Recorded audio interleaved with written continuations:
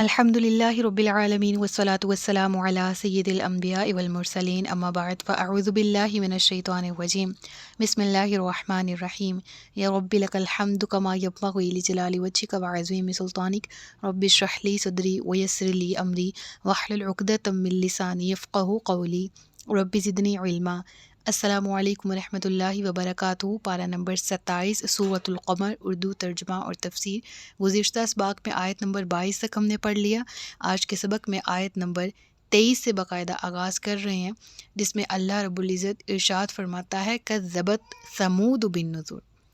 ثمود نے ڈر سنانے والوں یعنی رسولوں کو جھٹلایا۔ ثمود کون تھے؟ قوم ثمود کی بات ہو رہی ہے۔ اس کی طرف حضرت صالح علیہ السلام کو مبعوث کیا گیا تھا۔ اسی قوم کو عاد ثانیہ بھی کہا جاتا ہے۔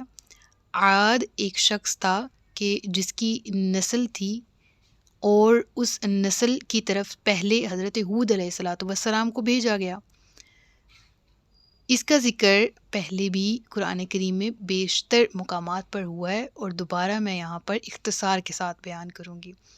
تو عاد اولا، جس میں سے بہت سے ایسے لوگ تھے جو کہ اپنے نبی پر ایمان لائے، اور اکثر و بیشتر وہ تھے کہ جنہوں نے جھٹلایا، تو جھٹلانے والے عذاب میں گرفتار ہوئے، اور جو ایمان لانے والے تھے وہ سیف رہے عذاب سے، اور ان کی نسل جب دوبارہ پھلی پھولی تو اس نسل میں بھی ایک وقت کے بعد بگاڑ پیدا ہو گیا، عقیدہ توحید خلط ملط ہو گیا۔ پھر اس قوم کی طرف جناب صالح علیہ السلام کو نبی بنا کر بھیجا، اور یہ قوم عاد ثانیہ بھی کہلائی، یعنی عاد کی ہی نسل، جس سے باقی بچے ہوئے لوگ تھے اہل ایمان، اور پھر ان کی نسل در نسل جو قوم منتقل ہوتی رہی، اس میں جو بگاڑ پیدا ہوا تو ان کی طرف حضرت صالح علیہ السلام کو بھیجا گیا۔ اب پیچھے قوم نوح کا ذکر بھی ہوا اختصار کے ساتھ دیگر اقوام کے بعد، اب ذکر آتا ہے قوم ثمود کا، اور یہاں ان کی بداعمالیوں کا ذکر ہو رہا ہے کہ جب صالح علیہ السلام نے آ کر انہیں توحید کی دعوت دی، دوبارہ سے عقیدہ توحید ان کے درمیان اجاگر کیا، تو یہاں پر ان کے اس رد عمل کا ذکر ہے کہ قرآن کہتا ہے وہ تو یوں گویا کہ آپے سے ہی باہر ہو گئے، اور کہنے کیا لگے فَقَالُوا أَبَشَرٌ مِّنَّا وَاحِدًا نَتَّبِعُهُ، انہوں نے کہا کیا ہم اپنے ہی ایک آدمی کی تابع داری کریں؟ اب اس سے کیا مراد ہے؟ اس سے مراد یہ ہے کہ اول تو وہ اپنی ہٹ درمی میں اتنے پکے تھے کہ ہم اس کی بات کیسے مان لیں، اور پھر سیکنڈلی ہم مان کے جائیں گے کدھر؟ یعنی ہماری تو شان و شوکت کا معاملہ ہے نا، ہم اس کی بات مان لیں گی تو ہم اس کا مطلب ہے راہ راست سے بھٹک جائیں گے۔ مراد کیا ہے کہ وہ جس عقیدے پر تھے اس پر خود کو صحیح سمجھتے تھے، اور کہتے یہ تھے کہ اگر ہم نے اس شخص کی یعنی صالح علیہ السلام کی بات مان لی تو ارد گرد کے قبائل میں ہمیں کیا کہا جائے گا؟ تمام قبائل ہمیں احمق کہیں گے، ہمیں دیوانہ کہیں گے، تو یہ شخص تو ہماری طرح کا ایک بشر ہے، پھر ہماری ہی قوم کا ایک فرد ہے، اور اس کے ساتھ تو کوئی جتھا بھی نہیں ہے، کوئی جماعت بھی نہیں ہے، یعنی یہ اکیلا شخص ہے، تو ایسے شخص کو نبی مان کر ہم کیوں نقصان اٹھائیں؟ یہ تو یقیناً گمراہی ہوگی ہمارے لیے، یعنی ہم اپنے صحیح عقیدے سے بھٹک جائیں گے جس پر ہم سب ہیں۔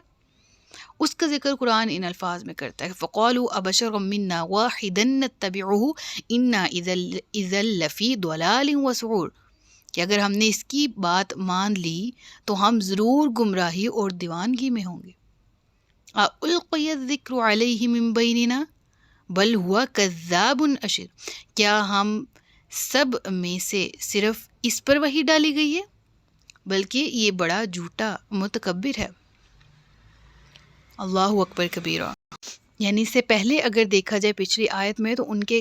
کہنے کیا تھے کہ کیا ہم اپنے ہی جیسے ایک آدمی پر ایمان لے آئیں؟ یقیناً ارد گرد کے قبائل والے ہنسیں گے، اور یہ آدمی جو کہ مین پاور بھی نہیں اپنے ساتھ رکھتا، جبکہ ہم میجورٹی میں ہیں، ہم اس کی بات کیوں مانیں؟ اور پھر دوسری طرف دیکھا جائے تو آگے مزید کیا کہتے ہیں کہ کیا ہم میں سے یہی رہ گیا تھا کہ جس پر وحی بھیجی گئی ہو، یعنی ہم اس کو نبی کیوں مان لیں؟ اور انہوں نے اس چیز کا جو ریزن ہے وہ کیا پیش کیا؟ بل ہوا کذاب اشیر، استغفر اللہ، یعنی کذاب اگر دیکھا جائے نا تو یہ مبالغے کا صیغہ ہے، یعنی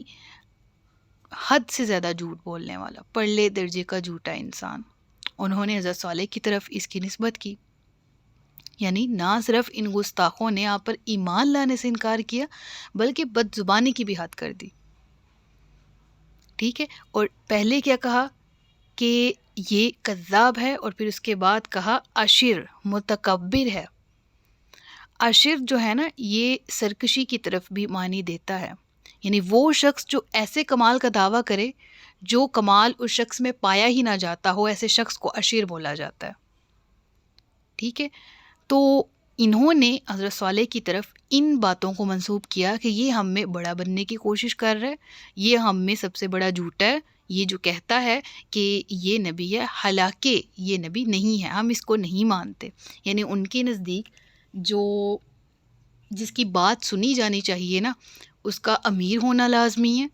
اس کا جماعت میں زیادہ ہونا لازمی ہے، اس کا وہ بات کرنا لازمی ہے جس سے دنیاوی فائدے نکلتے ہوں.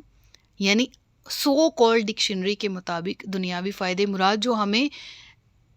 یہ اس طرح کی جو ہم باطل پرستوں کی طرح کی روش اختیار کیے ہوئے ہیں اور باطل پرستی ہم نے شروع کی ہوئی ہے، ہمیں کوئی اس سے نہ روکے. ہاں ہم اس کی بات سنیں گے، ٹھیک ہے، لیکن ان کے نزدیک یعنی ہم اس چیز سے یہ چیز سمجھ سکتے ہیں کہ ہمارے ہاں بھی یہ چیز ہے. ٹھیک ہے، یعنی ہمارے ہاں یہ چیز کیا ہے کہ ہم اس شخص کی بات سننا پسند کرتے ہیں جس کی ہم چاہیں، جس کا ہمیں پتہ ہوتا ہے کہ اس نے بات کرنی ہے تو ہمارے فائدے کی کرے گا، یا یہ وہ شخص ہے جو کہ ہماری مرضی کے مطابق یا اپنی مرضی کے مطابق شریعت کو ڈھال سکتا ہو، اس سے گنجائش نکلتی ہو، ہم کوئی فتویٰ نکلوا لیں سم تھنگ. ٹھیک ہے، یعنی میں کسی عالم کو برا نہیں کہہ رہی، لیکن ایسے کہ لوگ موجود ہیں یعنی جو تصوف کے نام پر، جو کرامت کے نام پر اصل کے مقابلے میں نقل آ چکے ہیں اور میجورٹی کے ساتھ آ چکے ہیں آج کے دور میں. یعنی بات کا رخ کسی اور طرف نکل جائے گا، لیکن ہم لوگوں میں سے میجورٹی جو ہے نا فالوئنگ ان کو دیتی ہے جو کہ اصل عقیدے کے، اصل کسی بھی چیز کے، خواہ وہ تصوف والی سائڈ کو لے لیں، خواہ وہ فقہ والی سائڈ کو لے لیں، خواہ وہ علم دین کی کسی بھی برانچ کو دیکھ لیں، تو ہم میں سے میجورٹی جو ہے نا وہ اسی وجہ سے ہم فالوئنگ ان کو دیتے ہیں جو ہمیں لگتا ہے کہ یہاں سے لچک نکل سکتی ہے اور یہاں ہمارے مطلب کی بات نکل سکتی ہے. اور جو شخص ہمیں صحیح دین بتائے، صحیح تعلیمات بتائے، اس کو سنتا ہی کون ہے؟ معذرت کے ساتھ، لیکن ہم ہی ایسے، یہ ہم ہی کرنے والے. تو اس قوم کی روش کیا تھی جس نے باتیں ہی دیکھے کون سی کی ہیں کہ یہ شخص اکیلا ہے، یہ شخص کے پاس زیادہ میجورٹی نہیں ہے، اس کی بات کون سنے گا، یہ تو جھوٹا ہے، استغفر اللہ، یہ تو جھوٹوں میں سب سے بڑا ہے، استغفر اللہ. یعنی ان کے پاس کوئی ریزننگ نہیں تھی جھٹلانے کی سوائے اس کے کہ ہم سب میں سے اسی پر وہی آنی تھی، ہم تو اس کو نہیں مانتے، اور اگر ہم نے مان لیا تو ارد گرد ہمارا مذاق اڑایا جائے گا، تو ہم اس کی بات نہیں مانتے. سَيَعْلَمُونَ غَدًا مَنِ الْكَذَّابُ الْأَشِرُ. اللہ نے کیا جواب دیا؟ اللہ فرماتا ہے بہت جلد کل جان جائیں گے کہ کون بڑا جھوٹا متکبر تھا. اِنَّا مُرْسِلُو النَّاقَةِ فِتْنَةً لَهُمْ فَارْتَقِبْهُمْ وَاسْتَبِرْ وَنَبِّئْهُمْ أَنَّ الْمَاءَ قِسْمَةٌ بَيْنَهُمْ كُلُّ شِرْبٍ مُحْتَضَرٍ. ذکر ہوتا ہے بے شک ہم ان کی آزمائش کے لیے اونٹنی کو بھیجنے والے ہیں، تو اے صالح تم ان کا انتظار کرو اور صبر کرو، اور انہیں خبر دے دو کہ ان کے درمیان پانی تقسیم ہے، ہر باری پر وہ حاضر ہو جس کی باری ہے. اس کو ہم نے ڈیٹیل میں پڑھ رکھا ہے، گزشتہ بہت سی صورتوں میں آتا ہے اس کا ذکر، سورۃ ہود میں بھی اس کی تفصیلات ہیں، ہمیں سورۃ الاعراف میں بھی ملیں گی. بہرحال شارٹ کر کے بتاتی ہوں ان اسٹوڈنٹس کے لیے جو کہ یہیں سے قرآن جنہوں نے شروع کیا ہے یا یہ سورہ ان کے کسی کورس کا حصہ ہے. تو حضرت صالح علیہ الصلاۃ والسلام کو ان قوم والوں نے معجزہ انہوں نے طلب کیا کہ اگر آپ نبی ہیں تو ہمارے لیے اس پہاڑ میں سے، فلاں پہاڑ سے اونٹنی کو سامنے ہمارے پیدا کر کے دکھائیں. یوں ہی ہوا تو حضرت صالح علیہ الصلاۃ والسلام نے دعا کی اور ایک اونٹنی پہاڑ سے نکل آئی، پیدا ہوئی اللہ کے حکم سے. تو وہ اونٹنی آئی تو انہوں نے کہا نہیں ہم اس پہ بس نہیں کرتے، یہ اونٹنی بچہ بھی جنے. اس اونٹنی نے بچہ بھی جنا، حاملہ اونٹنی تھی. اب انہیں کہا گیا، ان کے لیے یہ حکم آیا کہ تم نے اس اونٹنی کو زحمت تکلیف نہیں دینی۔ دیکھیں، حکم اللہ تبارک و تعالیٰ کی طرف سے ہوتا ہے نافذ، اور وہ حکم کسی بھی وقت کسی بھی دور میں کسی بھی طرح کا ہو سکتا ہے۔ آج ہماری شریعت میں دیگر بہت سے احکامات ہیں، اس وقت ان کو کیا حکم آیا کہ بھئی اب تم نے کہا ہے کہ اونٹنی کی ڈیمانڈ کی ہے، اب تمہارے سامنے ہے، لیکن اس کو تم نے ضرر نہیں پہنچانا، تکلیف نہیں پہنچانی، ٹھیک ہے۔ اور یہ پانی پینے کا جو یہاں پر ذکر ہے، یہ کیا ہے کہ ایک دن ایک تالاب تھا، یہاں سے اونٹنی پانی پیے گی، اور اس دن وہ تمہیں مطلب وہ اونٹنی دودھ ہی اتنا دے دیتی تھی جو قبیلے والوں کے لیے کافی ہوتا تھا، اور اگلے دن وہ اونٹنی پانی نہیں پیے گی تو پھر تم اس تالاب سے فائدہ اٹھا سکتے ہو۔ تو اس کا ذکر ہے کہ وَنَبِّئْهُمْ أَنَّ الْمَاءَ قِسْمَةٌ بَيْنَهُمْ كُلُّ شِرْبٍ مُحْتَضَرٍ، ہر پانی پر وہ حاضر ہو جس کی باری ہے، یعنی کہ ایک دن اونٹنی کا طے تھا اور ایک دن قبیلے والوں کا طے تھا۔ تو انہوں نے کیا کیا، تو انہوں نے اپنے ساتھی کو پکارا تو اس نے اونٹنی کو پکڑا، پھر اس کی کونچیں کاٹ ڈالی۔ تو میرا عذاب، میرا ڈرانا کیسا ہوا، بے شک ہم نے ان پر ایک زوردار چیخ بھیجی جو اسی وقت وہ باڑ بنانے والے شخص کی بچ جانے والی روندی ہوئی خشک گھاس کی طرح ہو گئے۔ اللہ اکبر، کیا ذکر ہے یہاں پر، اونٹنی کو ضرر نہ پہنچایا جائے یہ کہا گیا تھا، اور انہوں نے کیا کیا، نہ صرف تکلیف پہنچائی، نہ صرف ضرر، یہ تو بہت بے معنی بہت چھوٹی سی باتیں ہوگی نا، انہوں نے ڈائریکٹ اس کو پہلے اس کے پاؤں کو کاٹا، ٹھیک ہے، اور اس کے بعد اس کو ذبح کر دیا بے دردی کے ساتھ۔ حکم کی نافرمانی تھی۔ ہمارے ہاں حکم کیا ہے، ہم پڑھتے آ رہے ہیں، دیکھیں جانوروں کی طرح اونٹ اونٹنی جانور ہیں، ٹھیک ہے، اونٹ کے نہر کرنے کا طریقہ قرآن کریم میں خود موجود ہے، اس کو حلال کیا گیا ہمارے لیے۔ اسی طرح دیگر اور بھی چوپائے ہیں حلال، جن کی یہاں پر ہمیں قرآن کریم میں حدیث میں تفصیلات ملتی ہیں۔ ایون یہ کہ اللہ تبارک و تعالیٰ کا حکم ہے کہ اونٹ کو یوں ذبح کیا جائے تو مسلمان یوں ذبح کرتے ہیں، یعنی حکم کا تعلق ہوتا ہے اتباع سے، اتباع کا تعلق ہوتا ہے حکم سے۔ تو ان کے لیے کیا حکم تھا، اس کو تکلیف نہیں دینی، تو بس دیٹس اٹ۔ لیکن انہوں نے کیا کیا کہ تکلیف دینا تو کجا، بے دردی کے ساتھ ذبح کر دیا۔ حکم عدولی کی، نافرمانی کی، اپنے نبی کی بھی اور اللہ کے حکم کی بھی، اس معجزے کا بھی کہ جس کو انہوں نے خود ڈیمانڈ کیا، ان کے سامنے آیا اور اس کے باوجود انہوں نے نہیں مانا، تو پھر کیا ہوا،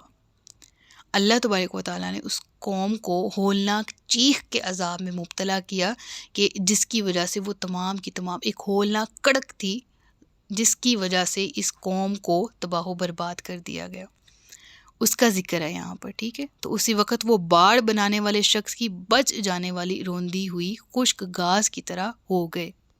حشیم المحتضر کا یہ مثال کے لیے یہاں پر ذکر کیا گیا، یعنی مثل یا مانند۔ تو محتضر کسے کہا جاتا ہے، ریوڑ کے لیے خاردار جو ڈھنگروں سے جو ایک باڑا تیار کیا جاتا ہے نا، اسے عربی میں حظیرہ کہا جاتا ہے، اور باڑا بنانے والے کو المحتضر کہتے ہیں۔ تو اب کسی جانور کا ریوڑ جس جگہ سے بار بار گزرے اور ان ڈھنگروں کو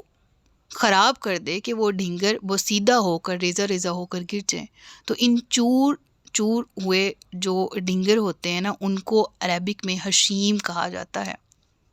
ٹھیک ہے۔ اب ان دونوں اصطلاحات کو یہاں پر کیوں یوز کیا گیا، یعنی یہاں پر ذکر کیا گیا کہ وہ ہو گئے کحشیم المحتضر، یعنی یہ فرما کر بتا دیا گیا کہ جب خوفناک کڑک آئی تو وہ بے سدھ ہو کر زمین پر گر پڑے، اور ان کی یہ حالت تھی کہ جیسے کسی باڑ کا یہ حال کر دیا گیا ہو، جیسے ایک باڑ تہس نہس ہو گئی ہو۔ سورۃ الاعراف، سورۃ الہود وغیرہ میں ان واقعات کی بہت تفصیل گزر چکی ہے، لہٰذا ان صورتوں کا مطالعہ یہاں پر بہت مفید رہے گا۔ اور پھر اس کے بعد ذکر ہوتا ہے کہ وَلَقَدْ يَسَّرْنَا الْقُرْآنَ لِلذِّكْرِ فَهَلْ مِن مُدَّكِرٍ، اور بے شک ہم نے قرآن کو یاد کرنے، نصیحت لینے کے لیے آسان کر دیا، تو کیا کوئی ہے نصیحت لینے والا، یاد کرنے والا؟ ان آیات کی تفصیلات کیونکہ یہ آیت یہاں پر ریپیٹ ہو رہی ہے، گزشتہ سبق میں بھی یہ آیت آئی تھی تو اس میں تفصیلی طور پر ذکر ہوا تھا، لہٰذا یہاں پر میں اس کو ترجمے کی حد تک رکھوں گی، لیکن اتنا ضرور کہنا چاہوں گی کہ اللہ کی یاد دل میں بسانے کے لیے قرآن کھولیں، اللہ کو یاد کرنے کے لیے قرآن کی تلاوت کریں، پھر قرآن کو اٹسیلف یاد کرنا یا قرآن کریم کو سمجھ کر پڑھنا اور اس سے نصیحت کرنا، ہر چیز ہی آسان ہے اس سے نصیحت حاصل کرنا تک، ٹھیک ہے؟ تو وَلَقَدْ اور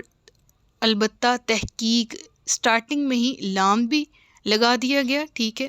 اور قد یعنی یہ دونوں چیزیں جو ہیں وہ کسی چیز کے بلا شک، بلا تردد، بلا شبہ ہونے کے اظہار کے لیے استعمال کی جاتی ہیں۔ اب یہاں پر ایک ذکر مکمل ہوا، یعنی وَلَقَدْ يَسَّرْنَا الْقُرْآنَ لِلذِّكْرِ فَهَلْ مِن مُدَّكِرٍ آیت نمبر 32 ہے، 31 تک قوم سمود کا ذکر ختم ہوا۔ پھر یہ آیت آئی اور اس کے بعد پھر ذکر ہوتا ہے کذبت قوم لوط بالنذر۔ اب یہاں پر قوم لوط کا ذکر ہے کہ لوط کی قوم نے ڈر سنانے والوں یعنی رسولوں کو جھٹلایا، بے شک ہم نے ان پر ایک پتھراؤ بھیجا سوائے لوط کے گھر والوں کے، ہم نے انہیں رات کے آخری پہر بچا لیا اپنے پاس سے احسان فرما کر، ہم یوں ہی شکر کرنے والے کو صلہ دیتے ہیں، اور بے شک اس نے انہیں ہماری گرفت سے ڈرایا تو انہوں نے ڈر کر فرامین میں شک کیا، انہوں نے اسے اس کے مہمانوں کے متعلق پھسلانا چاہا تو ہم نے ان کی آنکھوں کو مٹا دیا اور فرمایا میرے عذاب اور میرے ڈر کے فرامین کا مزہ چکھو، اور بے شک صبح سویرے ان پر ٹھہرنے والا عذاب آیا، تو میرے عذاب اور میرے ڈر کے فرمانوں کا مزہ چکھو۔ اب یہاں پر قوم لوط کا ذکر کیا گیا، اور جو مہمانوں کا ذکر ہے یہ بھی تفصیلات ہمارے سامنے موجود ہیں، اور یہ ہم بارہا پڑھ چکے ہیں۔ حصول نعمت کے لیے اور واعظ و نصیحت حاصل کرنے کے لیے ہم دوبارہ سے یہاں پر شورٹ طریقے سے اس کو ریوائز کر لیتے ہیں، ٹھیک ہے؟ سب سے پہلے ذکر ہوتا ہے کہ لوط کی قوم نے اپنے طرف مبعوث ہونے والے رسولوں کو جھٹلایا، تو یہ قوم جیسے کہ پہلے بھی ذکر آیا گزشتہ سورہ میں، اس کو شورٹ ذکر ہوا، یہاں پر بھی ویسے اختصار کے ساتھ ہی ہے، لیکن وہاں بھی ذکر کیا تھا کہ یہ لوگ بے حیا لوگ تھے اور یہ ہم جنس پرستی میں مبتلا قوم تھی، اور جب ان کی طرف فرشتے آتے ہیں، یہ وہی فرشتے ہیں جو اس سے پہلے حضرت ابراہیم علیہ السلام کے پاس آتے ہیں اور ان کو ان کے بیٹے حضرت اسحاق علیہ السلام کی پیدائش کی خوشخبری دیتے ہیں، اور پھر وہاں سے چلتے ہیں اور حضرت لوط جو کہ حضرت ابراہیم کے ہی بھتیجے ہیں ان کے پاس، ان کی قوم کے پاس آتے ہیں، تو قوم کے لوگ یہ سمجھتے ہیں کہ یہ جو مہمان ہمارے پاس آئے ہیں، انہوں نے چاہا کہ ہم ان کو بھی پھسلائیں، ان کو بھی پیار سے قابو میں لے کر آئیں، اور وہ کوشش میں تھے کہ یہ نوجوان جو ہیں وہ حضرت لوط ان کے قوم والوں کے حوالے کر دیں یا وہ ان پر کسی طرح سے قابض آ جائیں، ٹھیک ہے؟ تو اول تو انہوں نے بڑے پیار سے پھسلانے کی کوشش کی، لیکن جب بات بنتی معلوم نہیں ہوئی تو بعد میں وہ لوگ ہاتھا پائی پر بھی اتر آئے تھے۔ تو انہوں نے جب اس حد تک حرکت کرنا شروع کی کہ وہ کسی طرح ان کو، جن کو وہ نوجوان لڑکے سمجھ رہے تھے لیکن در حقیقت وہ فرشتے تھے جو ان پر ہی عذاب نازل کرنے کے لیے آئے تھے، ان کو حاصل کرنے کے لیے بری نیت سے جب ہر حد تک گر گئے تو رب العالمین نے اس کے نتیجے پر ان سب کو اندھا کر دیا تھا، اس کا ذکر یہاں پر موجود ہے، اور انہی الفاظ کے ساتھ قرآن کریم میں یہاں پر آتا ہے کہ انہوں نے اس کے مہمانوں کے متعلق پھسلانا چاہا تو ہم نے ان کی آنکھوں کو مٹا دیا اور فرمایا میرے عذاب اور میرے ڈر کے فرامین کا مزہ چکھو۔ یعنی ان الفاظ کی تائید بائبل میں بھی کچھ ان الفاظ کے ساتھ ہوتی ہے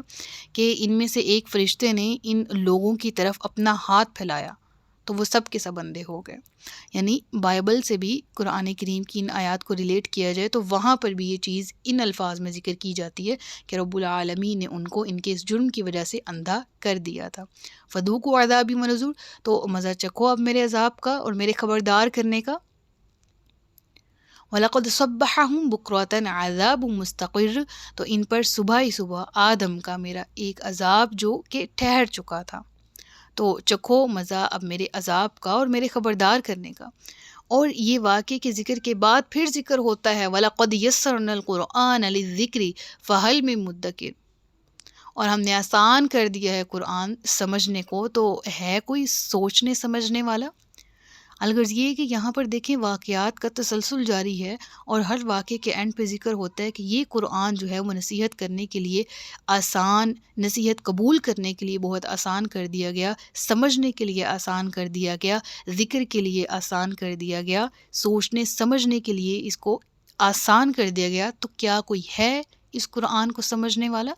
الغرض یہ کہ ان واقعات میں نصیحت بھری پڑی ہے، اور ان واقعات میں موجود قوموں کے افعال کو دیکھیں تو آج ہم ان افعال میں بدقسمتی کے ساتھ ان افعال کو کرتے ہوئے پائے جاتے ہیں، اور اگر ہم ان قوم کے رویوں کو دیکھیں جو ان کے انبیاء کے ساتھ تھے، تو بدقسمتی کے ساتھ اپنے نبی کی تعلیمات کو بھول کر آج ہمارے رویے بھی ویسے ہو چکے ہیں۔ تو قرآن بار بار ہمیں کہہ رہا ہے کہ یہ قرآن نصیحت کرنے والا ہے، کیا تم میں سے کوئی ہے جو قرآن سے نصیحت قبول کرے؟ تو آیت نمبر 40 تک رکوع مکمل ہوتا ہے، اور اس کے بعد پھر اگلے رکوع سے نئی قوم کا ذکر ہو رہا ہے، اور یہ آل فرعون کا ذکر ہے جس پر حضرت موسیٰ علیہ السلام کو مبعوث کیا گیا تھا۔ صدق اللہ العلی العظیم و صدق رسولہ النبی الکریم، سچ فرمایا اللہ نے جو عظمت والا ہے۔ انشاءاللہ اگلے رکوع سے نیکسٹ لیکچر میں کنٹینیو کریں گے۔ اپنا بہت سا خیال رکھیے گا، مجھے دعا میں یاد رکھیے گا۔ تاجدار ختم نبوت زندہ باد، پاکستان پائندہ باد۔ السلام علیکم ورحمۃ اللہ وبرکاتہ۔